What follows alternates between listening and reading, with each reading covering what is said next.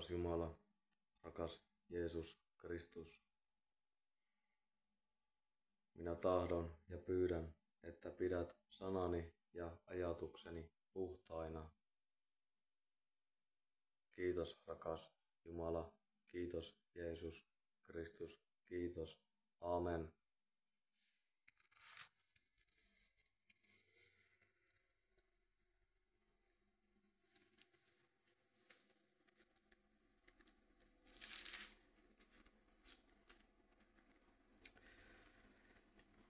Kirje Galatalaisille. 5. ja 6. luku. Kristityn vapaus. Vapauteen Kristus meidät vapautti. Pysykää siis lujina, älkääkä alistuko uudelleen orjuuden ikeeseen.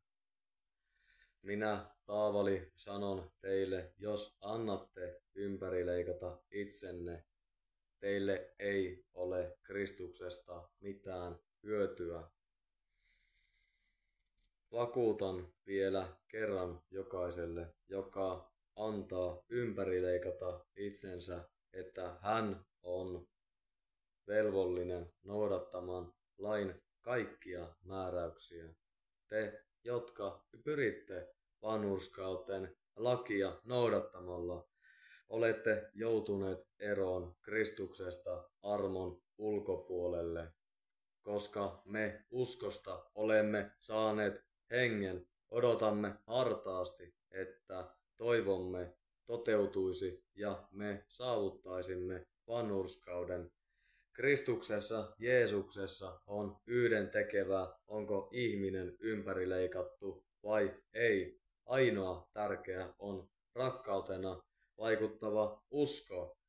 Te etenitte jo hyvää vauhtia. Kuka teidät on pysäyttänyt? Tehän ette enää tottele totuutta. Tämä ei ole lähtöisin ainakaan hänestä, joka teitä kutsuu. Pieni määrä apatetta apattaa koko taikinan.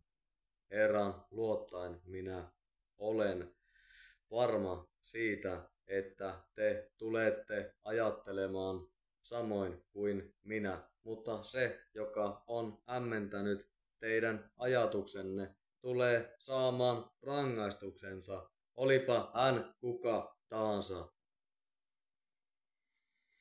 Veljet, jos minä tosiaan yhä julistan ympärileikkausta, miksi minua sitten vainotaan? Silloinhan ei julistamani risti olisi enää loukkauksena. Saisitte kuohita itsensä nuo teidän yllyttäjänne.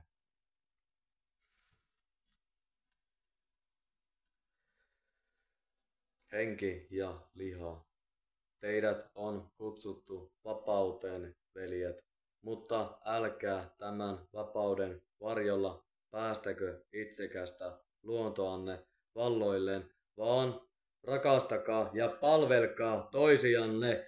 Lain kaikki käskyt on pidetty, kun tätä yhtä noudatetaan. Rakasta lähimmäistäsi niin kuin itseäsi, mutta jos te revitte ja raastatte toinen toistanne, pitäkää varanne, ette te lopullisesti tuo toisianne. Tarkoitan tätä, antakaa hengen ohjata elämäänne niin, ette toteuta lihanne oman itsekään luontonne haluja. Liha haluaa toista kuin henki toista kuin liha. Ne sotivat toisiaan vastaan ja siksi te ette tee mitä tahtoisitte. Mutta jos henki johtaa teitä, ette ole lainalaisia. Lihan aikaansaannokset ovat selvästi nähtävissä. Niitä ovat sivettömyys, saastaisuus, irstaus, epäjumalien palveleminen, noitus, vihamielisyys, riidat, kiihkoilu, kiukku, juonittelu, eripuraisuus, laakkolaisuus, kateus, juomingit, remuaminen ja muu sellainen. Varoitan teitä, kuten olen jo ennenkin varoittanut. Ne, jotka syyllistyvät tällaiseen, eivät saa omakseen Jumalan valtakuntaa. Hengen hedelmä taas ovat rakkaus, ilo, rauha, kärsivällisyys, ystävällisyys, hyvyys, uskollisuus, lempeys ja itsehillintä. Näitä vastaan ei ole laki. Ne, jotka ovat Jeesuksen Kristuksen omia, ovat ristinnaulinneet vanhan luontonsa himoinen ja haluinen. Jos me elämme hengen varassa, meidän on myös seurattava hengen johdatusta. Emme saa tavoitella turhaa kunniaa, emmekä ärsyttää ja kadehtia toisiamme.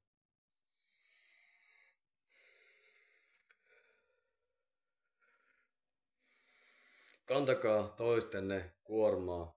Veljet, jos joku tavataan tekemästä väärin, on teidän, joita henki ohjaa, lempeästi ojennettava häntä. Olkaa kuitenkin varuillanne, ettette itse joudu kiusaukseen. Kantakaa toistenne taakkoja, niin te toteutatte Kristuksen lain, joka luulee olevansa jotakin, vaikka ei ole mitään, pettää itseään. Kukin tutkikoon vain omia tekojaan. Silloin hän voi ylpeillä vain siitä, mitä hän itse on, vertaamatta itseään toiseen.